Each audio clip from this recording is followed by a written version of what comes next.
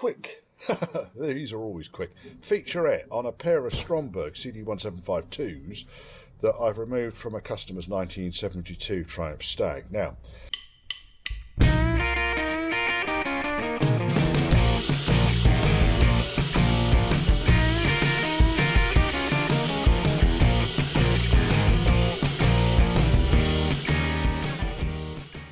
the plan was that I visited the customer at his home. The idea was I was going to tune the carbs up and really just leave everything there. However, I found that many issues with these carbs that I had to bring them back. Now, they are very loosely assembled at the moment, so let me just I'll whiz them apart. I'll show you roughly what it is we're talking about here. So first and foremost, there were a number of additional springs on the throttle return, which was odd. So he wanted those removing. You don't normally need extra throttle return springs on a pair of CD175s. You've got throttle return springs on each of the throttle shafts. Yeah, each of these will have a nice big spring, and then there's a spring on the pedestal, which is here. There's also a spring on the pedestal, so when the throttle cable pulls it, that pulls back. If I remember rightly, there might even be a spring on the pedal as well, although that might be Range Rover. I might be talking nonsense there. So Quite White had a spring going from there down to basically the inlet manifold. I couldn't tell you. Anyway, now, first and foremost, these diaphragms, well, they're intact, but they're very thin. So I'm going to take a look at those. This carburettor was okay. You see the needle is just slightly recessed, so that was running a reasonable mixture. Take this one off. It stinks of fuel, this thing, and I've actually tipped all the fuel out of it as well.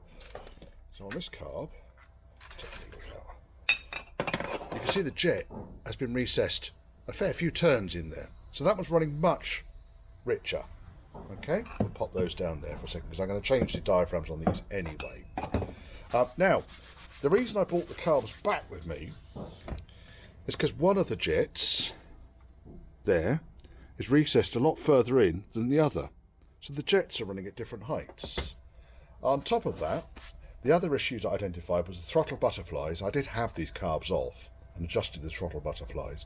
The throttle butterflies weren't aligned properly, but the real amusing one for me, let me just get these choke modules off, and using this as your reference point. Well, I'm not being funny, but one of these has been putting back to front. Fuck's sake, really? Yes, so right, so this is the carburetor I didn't adjust on the throttle butterfly. And if you look through the throat of the butterfly, you can actually see, through the carburetor, you can actually see there's air around it. Even though the throttle is in a rest position, there's air going all the way around it. Now this is so easy to avoid. When you're putting a new butterfly in, obviously dimples facing towards the inlet, and you saw that move then as soon as I undid that screw. Right, so I've undone the two screws. I'll need to re-thread lock, but basically what I do is I center, because if I don't open, if I actually move, you see how much the shaft moves when the screws are loose? This is the amount of room you've got on the shaft in order to get the butterfly located correctly. So what I tend to do is flick the butterfly open and closed. Once it's in place, then nip the screw up, or nip one screw up. Magnetic screwdriver's picking up all the bits off the bench. And then nip the other screw up. Obviously they need thread locking. I'm not going to do that on this because it's all going to come apart anyway. And that then resolves the problem with the butterfly being open. Even a fraction of a millimetre, it's going to bugger up you trying to tune these carburetors up. So that was the problem there. Now, what I'm going to do is, the butterfly needs to come out of both anyway.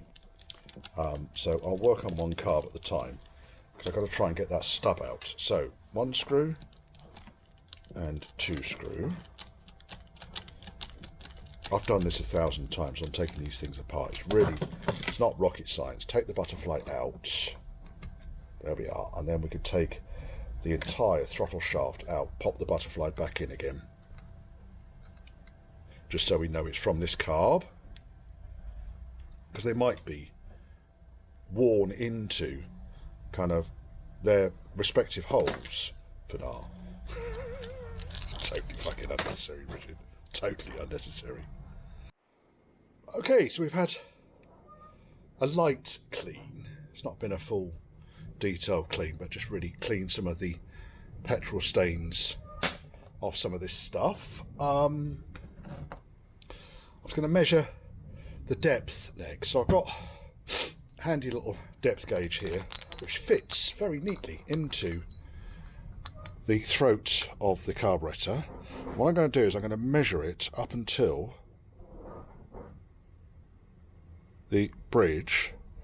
Now basically the way I've done these in the past is I've done them to about 80 thou from the bridge to the outside edge of the brass ring. It's actually 100 thou to the inside edge, and this one is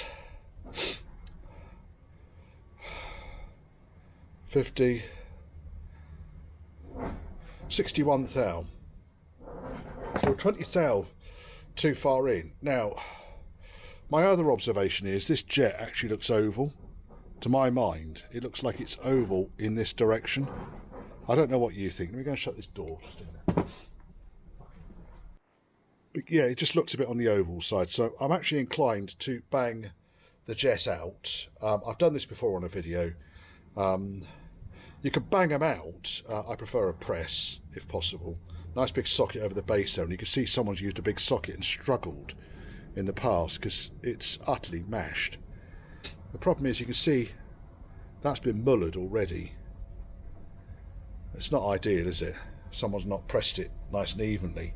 So let's get the jet out first and foremost. Do I want to actually see if I can bang the jet inwards rather than taking it out? Might just be easier to tap it through. Let's give it a go.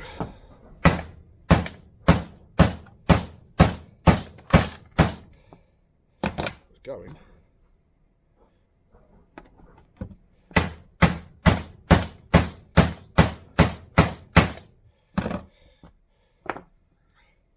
That's it, most of the way up.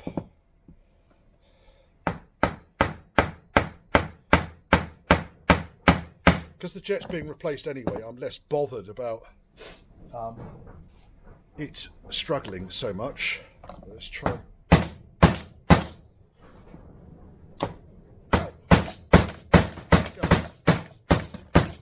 it goes. So, okay, it was not the gentlest of jobs to do with that jet, but it's out. And I think I'll just put another one of those in. I'll press in, push out, press in. So, brand spanking new jet. Now, you see there's a recess in the middle of the jet here. So we'll measure how deep that goes. I think this does actually go in there. Ah, it doesn't. Typical, isn't it? I might have a micrometer that will go in there though, but it needs to be a 2-inch micrometer. Right, 8, 25.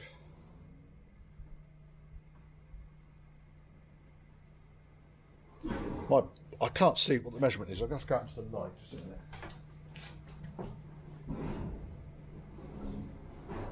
15. Plus 17, so that's 850 plus 17, so it's 867, so 30 thou or 25 thou is the depth there by the looks of things, or thereabouts. So do I go to the inside here or do I go to the outside? $64 million fucking question there, isn't it, Richard? Hey, it's a shame this depth gauge here hasn't got a chamfered edge. In fact, what I could do is I could sacrifice this, couldn't I? No, because by the time I've drilled it out, I'm not going to be able to get this in. Just the jet is just very, very, very slightly too low. Right, well anyway, it doesn't matter. We are where we are. What I'm going to do is I'm going to push this chappy in I'm going to push them in from above or below. I'm going to push them in from above, I think. And I want to push him in to a depth of, to say 100 thou to the base of the hole. Well, I thought 80 thou to the top of the hole, but it's actually going to be 75 thou, isn't it? We've got a difference of 26 thou between the top and the bottom, so we're probably not that far out to push it into 80 thou. I think the key thing here is that they're both pushed into exactly the same depth. Now, what I was thinking about doing here was making up a tool that allows me to push this in and stop when it gets to the bridge. Setting float height as well, because this just seems to confuse everybody. Carb base, no gasket, next to the needle valve, measure from the base to the bottom or the top edge of the float, that corner there, 16 to 17 mil. So I set that one at 16.5 mil. Beautiful. Quite why it confuses everybody, I don't know. Very rarely see them set to the right height. So that's done that. Gaskets can go back on. I can put the float chamber back on them. That's nice. That's good. Just making sure that the float chamber doesn't interfere with the operation in any way whatsoever. That's good. Right, and then screws back in. Actually, I might put some blue Hylamar on this. I'm having a spot of bother with the butterfly disc on this. Now, I don't know if you could see it, but here, just on the where the shaft goes through, it's worn out on the edges, both sides, which means that first and foremost you can see light all the way around the outside, but secondly there was a degree of end float, side to side end float on the shaft. Now I've just put a brand spanking new Flutterby butterfly disc in from Berlin. All the end float is removed.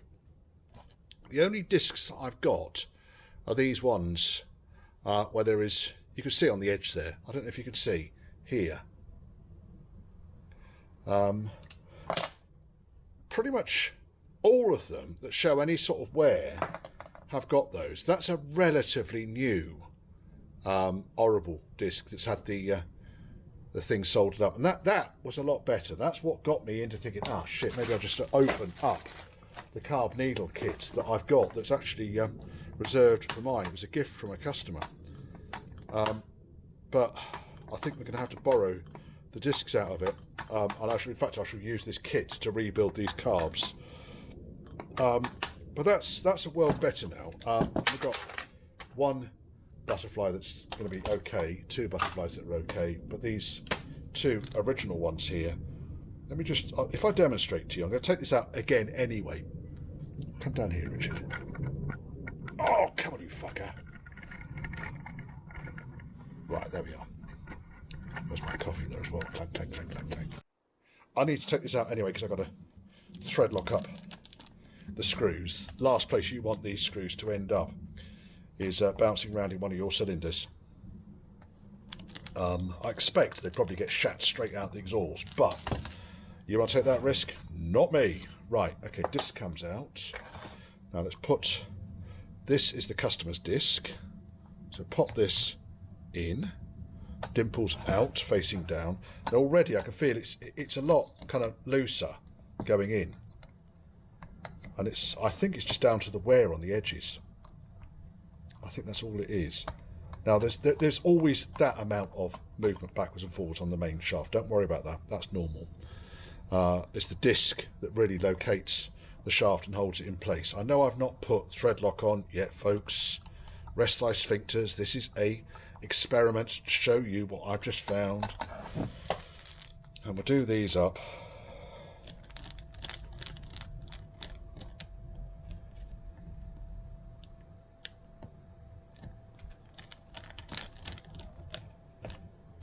Okay.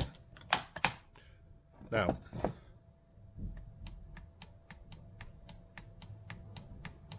can you hear that? And what that basically means then is there's a hulking great gap around one side of the disc because the disc is worn away. And I'm guessing they are just shagged out or cheap nasty. But it's, when I hold this up to the light, I can see enormous amounts of air all the way around. Now, yeah, sure, you can adjust them out, but if I'm rebuilding the carbs, well, that's where it's gone to. It's gone to rebuilding the carbs. So far I put new jets in. Needle valve was good. New butterfly discs. Shafts are good. And by the way, when you're doing these, the shaft is dead easy to check. Once you've taken the butterfly out, pull the shaft outwards, keep the spring intact, and really all you're looking for is wear in that area and that area. There is wear in those areas, but it's nowhere near. I can just about feel it with my fingertip. They've got life left in them. Have I got new shafts in the kit? Did we just charge for a complete kit? Yes, I have got shafts in the new kit. I don't think these shafts warrant it though, so I'm more inclined just to charge the customer for the 2 butterflies and the 2 jets, rather than going berserk replacing things that really I've got life left in them. What do you think? Answers on a postcard. I can't feel any wear. I can feel the scratches there on the truss side. No wear. Right, okay, what I will do though, before if this all goes together, I'm just going to put a little bit of oil down there. Where's Oily? There's Oily. Just really to kind of lube it. There is already oil on the bush at this end, for now. I don't even know why I said for now then, that's just gross, Richard. Right, shaft goes back in. You've got to lube up before you put the shaft in. New butterfly, dimples pointing towards the inlet, facing down, and in goes the butterfly. Thread lock, Loctite 243 this one. Dab on each of the screws, ham-fisted gibbon.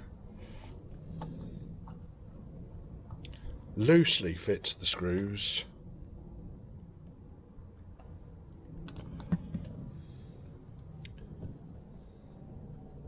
There we are. Snap the throttle open and closed a couple of times just to centre the disc. Tighten one of the screws a bit. Flick the throttle. Tighten the other screw a bit. Flick the throttle. Make sure it's just seated all round. Tighten the screw. Tighten the screw. You're going into a brass housing here. These do not need to be done up. If anyone asks the torque setting for these, yes. Tight enough, but not so tight as they're going to fall out. Right, now, end float.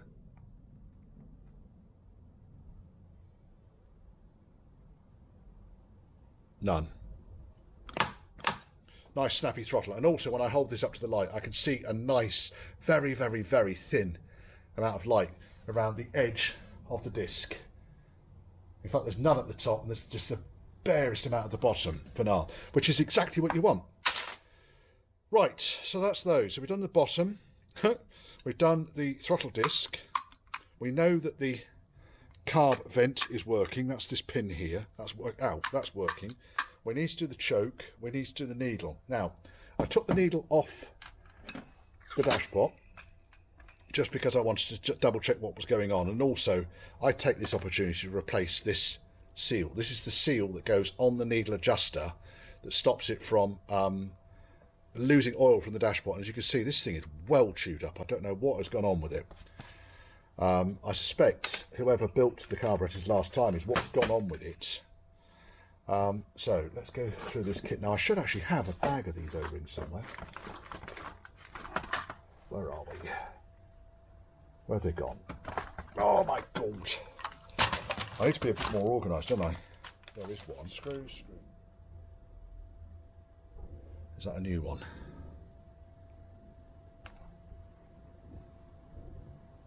Let me go and double check the size on that. It does look new. Or I could just take it out of that kit and charge the customer for a couple of O-rings. Goes in. Right, I've got the star washers though. So the star washer was actually fitted. So let me now reinstall. So carburetor body can go over there. Let me take this back off again.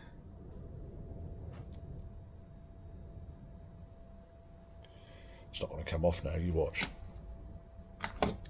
Right, if there's blood, I'm going to have to put this in outtakes.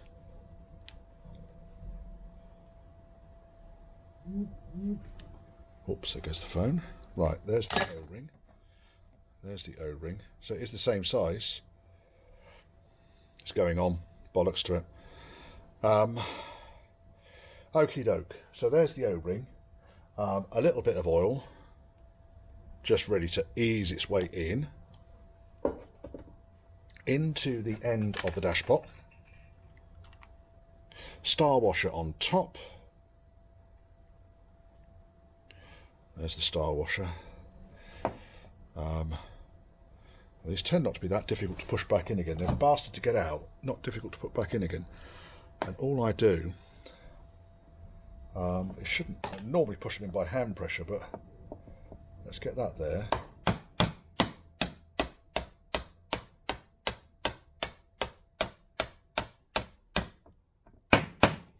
Right, that's gone most of the way down. Let's just finish it off with the drift. Now it's down. There we go. It'll be under there somewhere. And then we've got needle.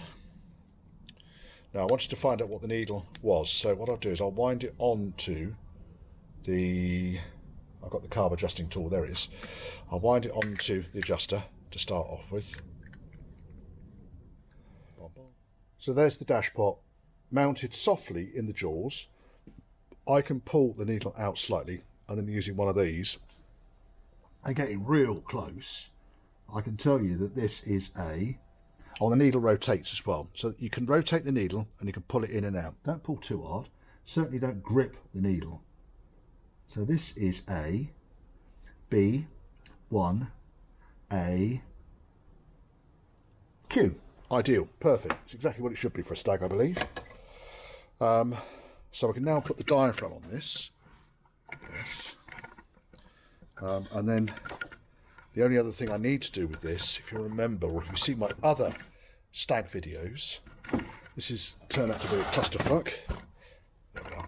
There's my coffee as well, look at that.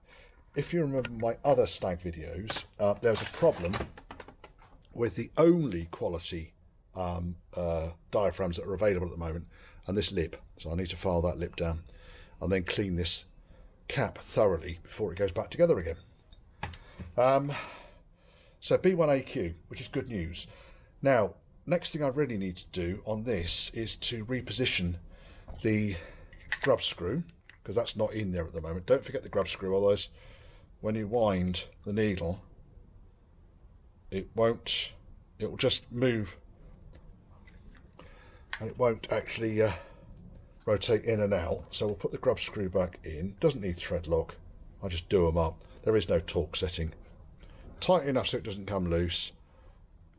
Not so tight as you're going to shear it off. Now I want to check the full rotation now of the needle. So there it is, fully out.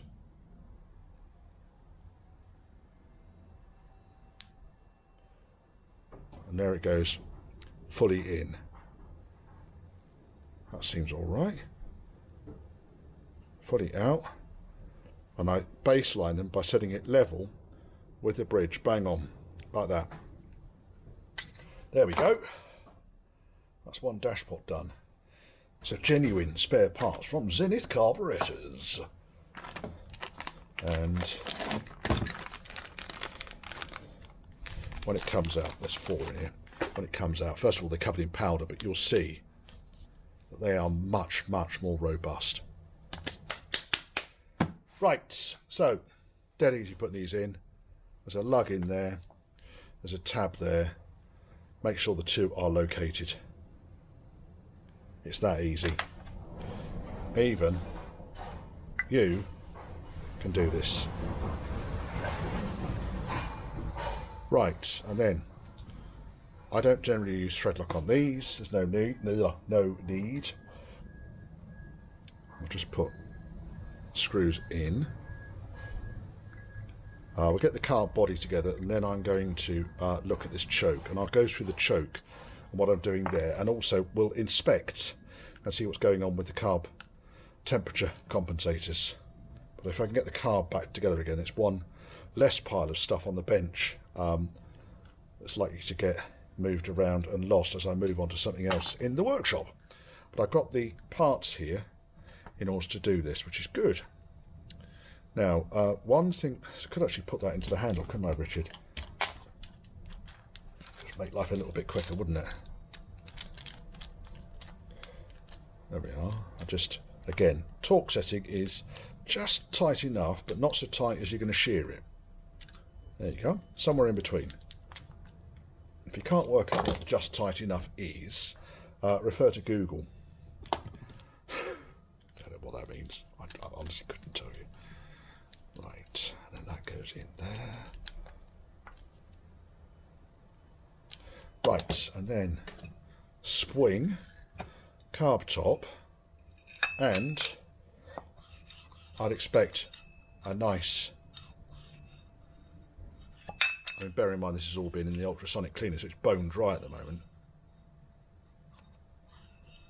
That's going to operate nicely. So let's take this lip off next. So I'm going to pop the jet into the hole. I'm then going to rotate so that the tab on the outside edge of the diaphragm, which is there, goes into the slot which is there. Don't do that, then your diaphragm or your needle is going to be the wrong way round. That's in there nicely. Beautiful, just bucking beautiful. Right, let's get Mr. File out next. Take the damper off. Just clean all the oil and stuff out of here so we're not going to get any swarf stuck to the oil.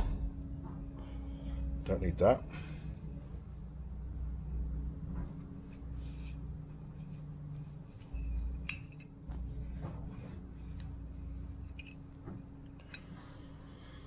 That's all okay. Then just take this. So you've got a step, you've got the outside ridge, you've got the step, and then you've got a second step. Second step needs to come off.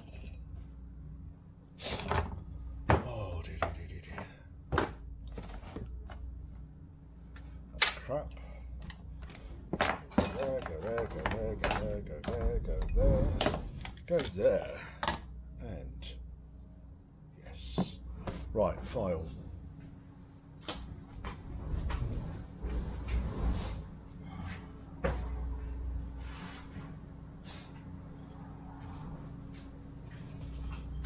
You can do it how you want, but I just use a flat file.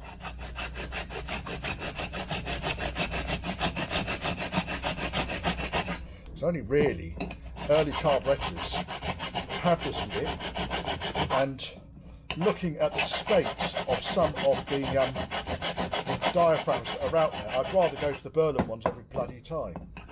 Now, if you didn't want to go down this route, you could buy brand new caps, but in all honesty, I can't see an issue with doing this because you're leaving the main step on there and allowing it to work with the new better quality diaphragm. You can see we're taking most of that step down now. Just getting it working around until it's all gone. Here you can see it's gone there. Yeah. That's a step taken off all the way round. And then really, just then a case of, I've got some 200 grit paper here. Just clean the edges down.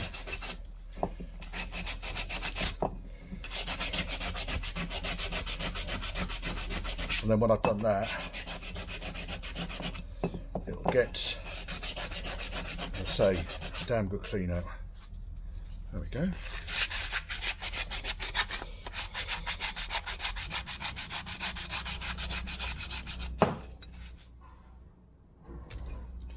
Got no sharp edges anywhere there. That's nice. Right, okay. And clean.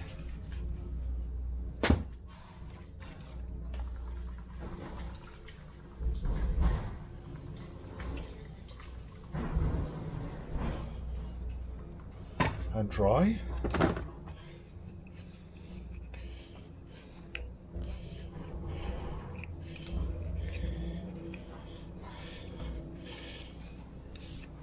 There you see, that's all I do.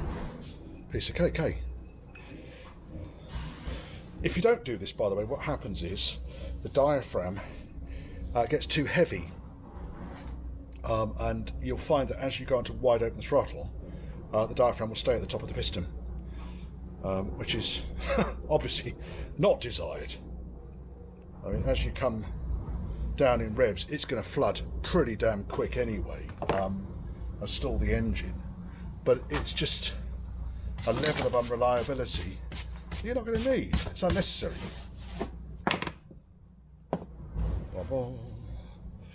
Just push that in there.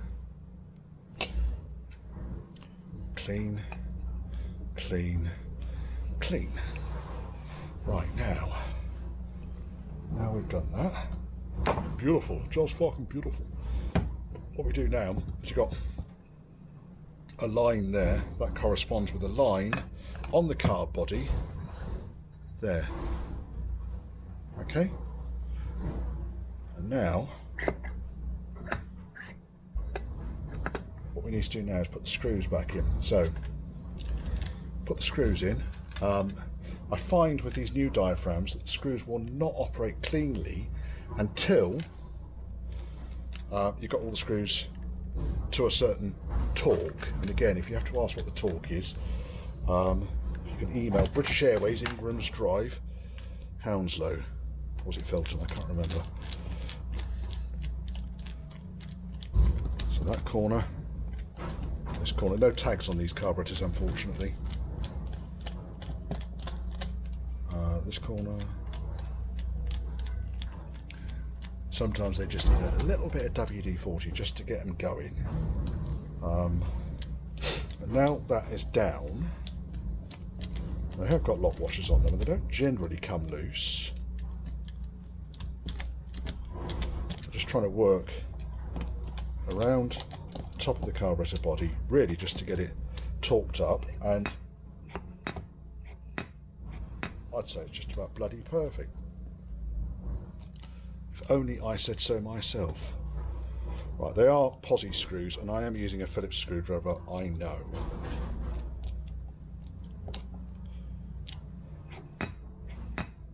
Fucking perfect. Right, I can go back in the top. Now when it comes to these bits on the side here, so we've got this screw here. Now this is a fine-tune, mixture fine-tune screw. I think in 1972 the emissions on these Stags was kind of, you know, if there's petrol pouring out of the exhaust, then it's probably a bit on the rich side and they might fail it. By the time you get to 1974, you did have to achieve 4.5% CO. However, with a built-up pair of carburetors, using decent butterflies, using decent throttles, decent diaphragms, I've never ever had to do anything with this other than have it fully screwed in. So it's fully screwed in, it's not going to go anywhere. Now, where are we? Temperature compensator next, and then chokes. I got this out, by the way. That, for some reason, was fucking tight. But there's nothing wrong with it, so I shall loosely thread it back in place again. It doesn't need to be in so tight as you can't move it. And then don't forget these chappies. These chappies are for the breather pipes that go back to the top of the right hand cam cover. That's moving in the right direction, isn't it? Doesn't get nicer than that, does it? Well done, Richard.